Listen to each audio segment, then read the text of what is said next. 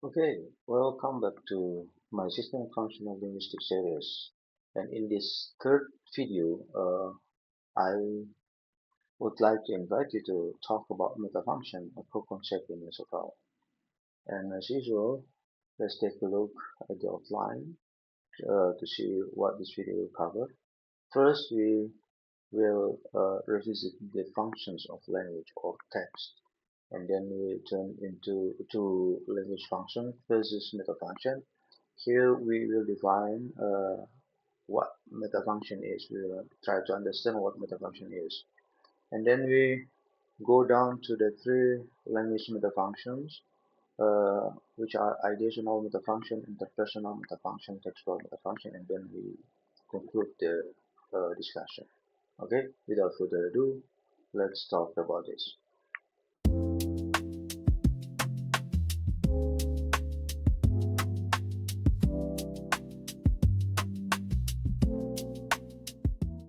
Before we begin, I would like to remind you that this is just an introduction to metafunction. So we are not going to discuss all the metafunctions in detail.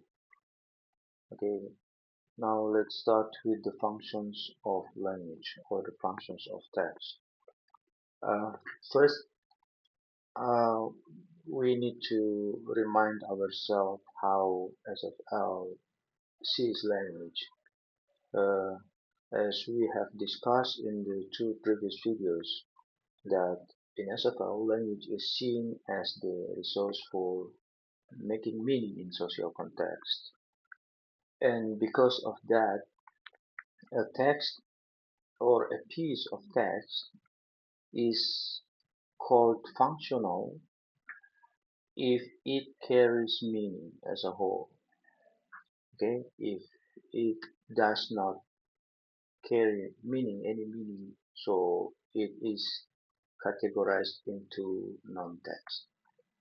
Alright, so functions and meaning, they are uh, interrelated because the function of language is to create or to make the meaning, to exchange the meaning between interactants.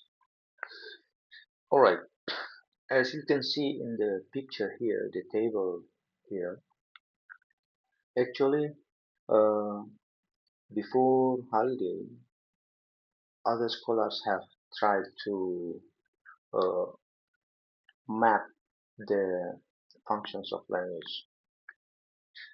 Bronislaw Malinowski, for example, uh, said that there are at least two functions of language: the pragmatic functions and magical functions.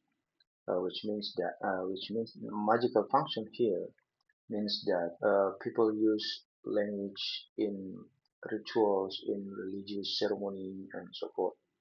Okay, and while the narrative function, the pragmatic function, means that people use language just to do things because it is useful. For example, to tell stories or to uh, ask someone to do something. Okay. Holiday sees that the way that the scholars map the functions of language share some similarities. Okay, but according to him, these scholars, yeah, he admitted that the scholars have inspired the categorizations of language functions in linguistics, but according to him, they look at language from the outside. They look at what people do with language, what use of language that people benefit from. And so he said that they map the functions of language in society in non-linguistic terms.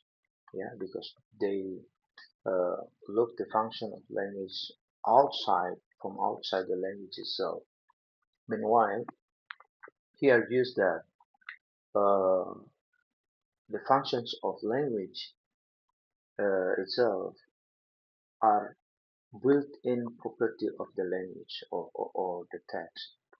Okay, so without looking at outside the language, we can actually understand or the functions of the language or a piece of text itself. If you still remember the discussion of text and context, he said that uh, the context determines what we say and what we say determines the context. Okay, but in this case, we focus on the function. Okay, the function of language. That the function of language can be represented by the text itself without looking at uh, the the society, the environment of the text. Okay,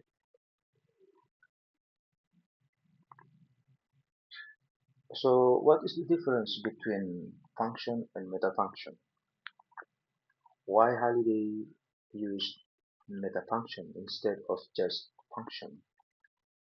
It is because, unlike different scholars who believe that every piece of text has a particular function, or every elements of a piece of text carry different functions and meanings, he believed that each text carries multiple functions and is used to express multiple meanings simultaneously.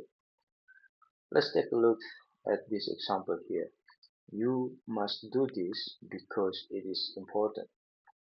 If we look at this sentence from the function perspective, then we will say that a part of this sentence is a command. Okay? Another part of this sentence is information, and another part of this sentence, like the word because, functions to connect uh, different parts of the sentence. But early scholars didn't map this function. If we look at the table here, there is no such a thing like mm, connective use, informative use, interactive use, and imaginative use. No connective use. Okay, but if the same sentence is analyzed based on metafunction, then each clause of this sentence carry the informative use, interactive use, connective use. So it carries multiple functions. So that it will also carry multiple meanings as we will see. So that is the difference. Function means that every element of a piece of text carry different functions and meanings, but it is not confined to every element but also every text. While metafunction means that every piece of text as a whole carries like a clause, yeah, carries all functions and meanings simultaneously. All functions, multiple functions, and multiple meanings at once, simultaneously. Alright, so instead of using the existing terms uh, to label the functions of language, as we will see, Halliday uses different terms. For example, the informative use is replaced by ideational function, interactive use is replaced by interpersonal metafunction, and connective use is replaced by textual metafunction. So there are three metafunctions in SFL, which means that there are three simultaneous functions that a text carries. Okay, we start with ideational metafunction or just ideational function. Okay, ideational function of text means that a piece of text function to represents ideas of the happening, the doing, or the going on, including actions, processes, activities, people, things, attributes, etc., or represents our experience of reality as we apprehend it. Text as representation. So this this means that ideational metafunction focus on what the text, what experience or what ideas is being represent are being represented through the text. And in this case, the text makes ideational or experiential meaning. So ideational metafunction as a function resonates with the ideational or experiential meaning. Okay? Let's take a look at clause complex or the sentence. You must do this because it's important. Okay? If we look at this sentence based from the ideational metafunction, then the sentence represents the idea or the experience that someone must do something or get something done because the something is important to be done. So that is the ideational meaning of this sentence.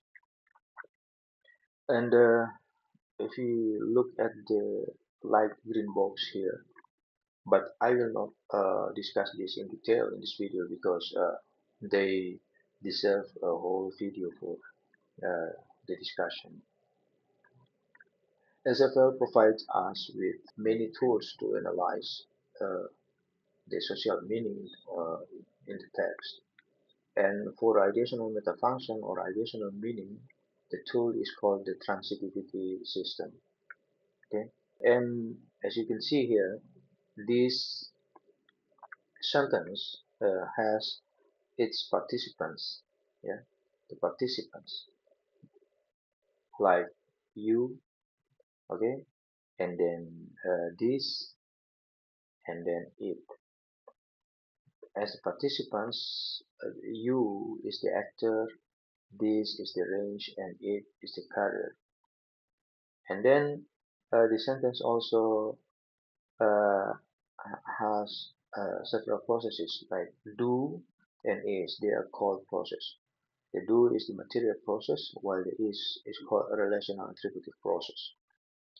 And then because here, the word because here is labeled circumstance of reason, and the word important is the attribute of it. It is important. So there is a complex process. There is a complex process in the sentence, which represents the idea or what the speaker of this sentence experience. Okay, that is the additional metafunction. And then the same sentence also has interpersonal metafunction or interpersonal meaning. In terms of interpersonal metafunction, a piece of text functions to enact a social relationship or interaction between the interactants to exchange, which means either to give or to demand the commodity. And the commodity here means either the information or goods and services.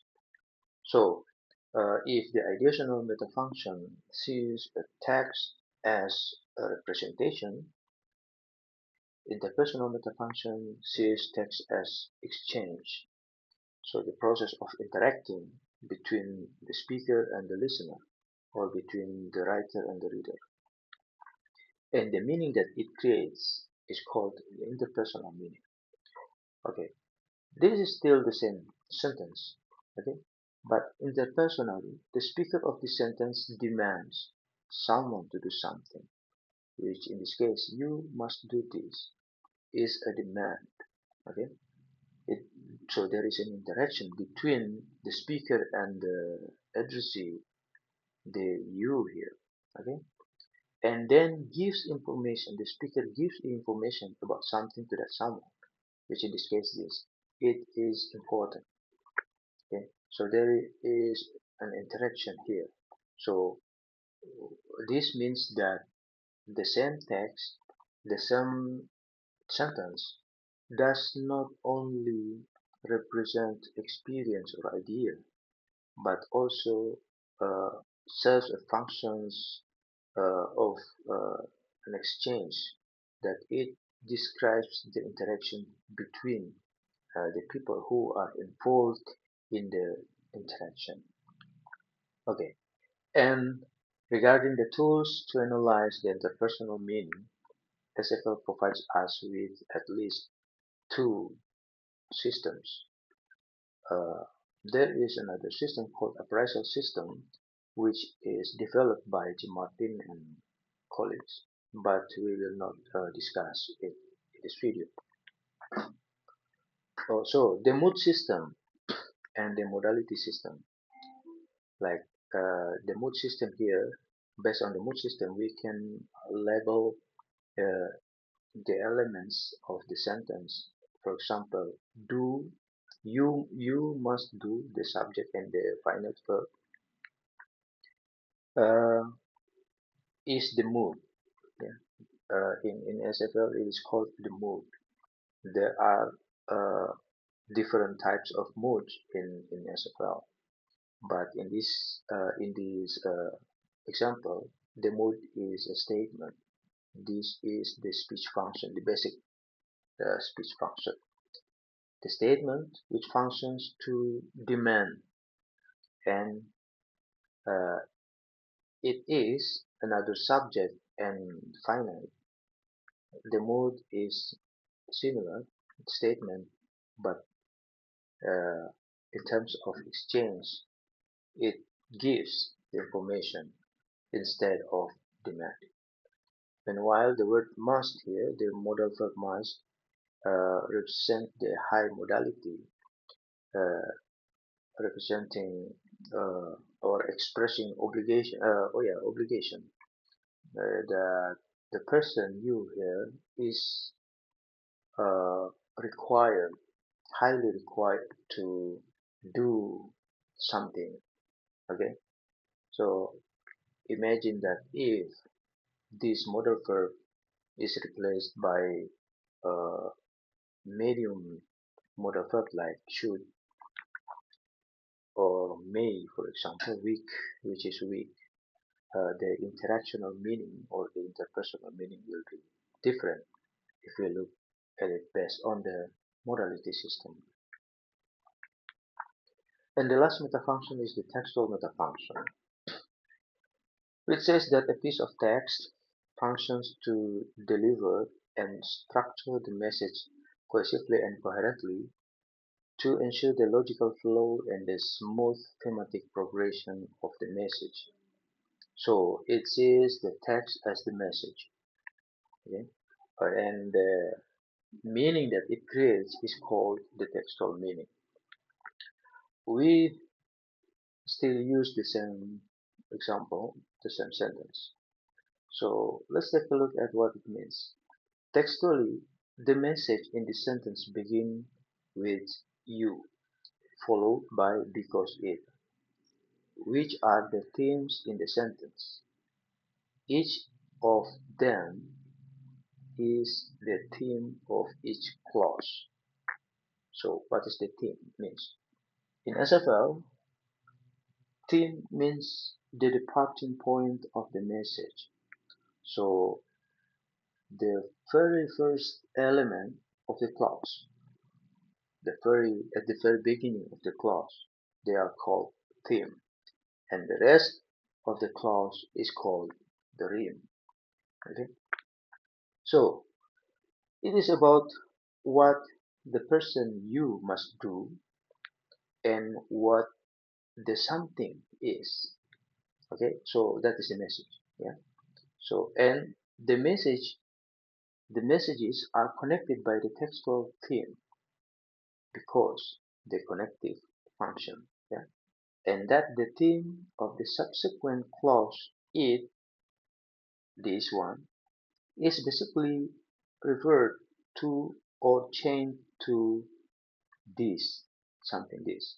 So you must do this because it refers to this. So there is a chain, there is a connection. So, okay. So textually, not only does the word because connects these clauses, but the internal elements of each clause uh, also connect each other, like the word this here and the word it here. Okay, so the theme progresses smoothly. First, the speaker say that you must do this, and then he gives information about the this, not about you again, but about this. So progress. It progresses. Okay, that is the textual metafunction. And regarding the tools, there are many tools that can be used to analyze textual metafunction or textual meaning, but each tool has their purposes. Two of them that we use here are the theme system and the conjunction system. Okay, so those are the three metafunctions in SFL. So now we come to the conclusion. So what we have discussed uh, in this video. So metafunction uh, means that a piece of text is multifunctional. It carries multiple meanings at the same time. Okay, and then a piece of text function to represent experience, enact social relationship, and to structure the message in the text itself. So each clause, each text has the three meanings and then carry the three functions simultaneously. Okay, and the tools for metafunction analysis, we have transitivity system to analyze the additional meaning or additional metafunction. We have the mood system, modality system, and appraisal system to analyze the interpersonal metafunction or interpersonal meaning, and the theme system, conjunction system, clause complex systems, and other systems to analyze the textual metafunction. So that is what we can discuss in this introduction to metafunction video. Okay, thank you for watching. I hope that this is useful for you. And if you have questions or correction, maybe you can put in the comment section below. Thank you for watching again. See you in the next video.